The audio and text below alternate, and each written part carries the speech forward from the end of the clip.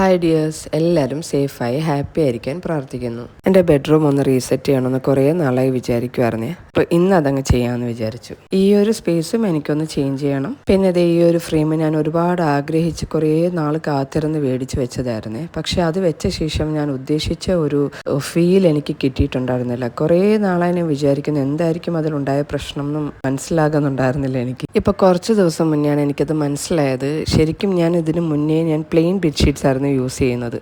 പക്ഷേ പിന്നീട് എപ്പോഴും ഞാനൊന്ന് ചേഞ്ച് ചെയ്ത് ഡിസൈൻഡ് ബെഡ്ഷീറ്റ്സ് യൂസ് ചെയ്യാൻ തുടങ്ങി. ആ സമയത്ത് അത് ഓക്കെ ആയിരുന്നു. പക്ഷേ ഈ ഫ്രെയിം വെച്ച ശേഷം ഈ ഡിസൈൻഡ് ബെഡ്ഷീറ്റ്സുമായിട്ട് അങ്ങോട്ട് മാച്ച് ആവുന്നില്ലായിരുന്നു. അതായിരുന്നു മെയിൻ ഇഷ്യൂ.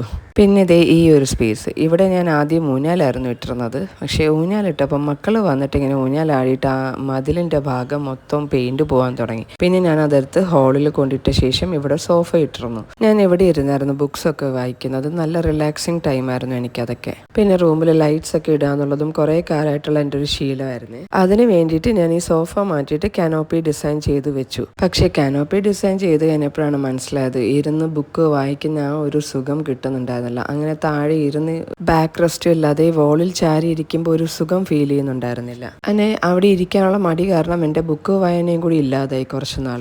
അങ്ങനെ ഈ രണ്ട് പ്രശ്നങ്ങളായിരുന്നു എൻ്റെ മുന്നിലുണ്ടായിരുന്നത്. അതിനൊരു സൊല്യൂഷൻ ഇപ്പോഴാണ് എനിക്ക് കിട്ടിയത്. അങ്ങനെ അവിടെ നല്ല എടുത്ത് മാറ്റി ഫ്ലവേഴ്സും നെറ്റും ഒക്കെ ഒന്ന് വാഷ് ചെയ്തിട്ട ശേഷം എൻ്റെ പഴയ സോഫ തന്നെ ഞാൻ എടുത്തിട്ട് വന്നു. എന്നിട്ട് അതിലെല്ലാം സെറ്റ് ചെയ്യാൻ തുടങ്ങി. പണ്ട് മുതലേ ഞാൻ ഇങ്ങനെയാണ്. എൻ്റെ വീട്ടിൽ ഇടയ്ക്കിടയ്ക്കൊക്കെ ഞാൻ ഓരോരോ ചേഞ്ചസ് കൊണ്ടുവരും. എപ്പോഴും ഒരേപോലെ കാണുന്നത് എനിക്ക് എന്തോ ഒരു മടുപ്പുള്ളൊരു കാര്യമാണ് ശരിക്കും.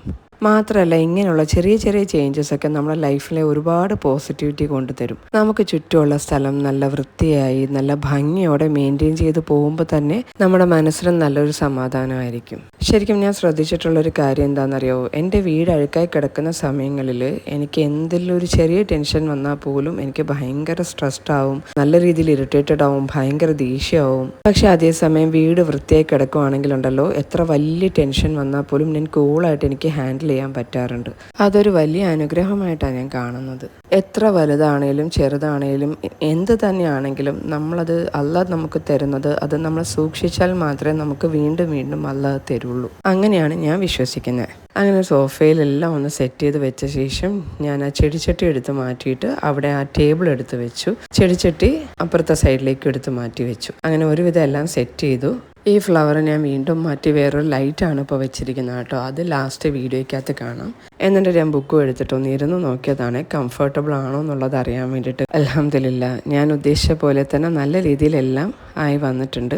ഇനി അടുത്തത് എൻ്റെ ബെഡ് സൈഡാണ്. അവിടെയും ഞാൻ ഈ ബെഡ്ഷീറ്റ് ചൂസ് ചെയ്തപ്പോൾ ഞാൻ നോക്കിയപ്പോൾ നമ്മളുടെ ആ ഒരു ഫ്ലവറിൻ്റെ അത് ഒരു പിങ്ക് കളറും ബീച്ച് കളറും കൂടി മിക്സ് ചെയ്തിട്ടുള്ളതാണ്. അതുപോലെ തന്നെ എൻ്റെ സോഫയിലുള്ളതും പിങ്ക് ഫ്ലവേഴ്സും ബീച്ച് സോഫ ത്രോയുമാണ്. അപ്പോൾ ആ ഒരു കളർ മാച്ച് ചെയ്യുന്ന രീതിയിൽ പിങ്ക് ബെഡ്ഷീറ്റും ബീജിൻ്റെ കളർ ബെഡ്ഷീറ്റുമാണ് ഞാൻ മേടിച്ചിട്ടുള്ളത്.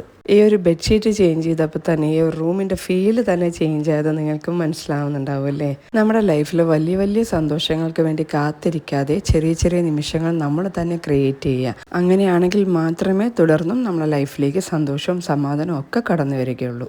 അപ്പോൾ ഇന്നത്തെ വീഡിയോ എല്ലാവർക്കും ഇഷ്ടപ്പെട്ടെങ്കിൽ സബ്സ്ക്രൈബ് ചെയ്യുക, ലൈക്ക് ചെയ്യുക, കമൻറ്റ് ചെയ്യുക, സപ്പോർട്ട് ചെയ്യുക. Take care.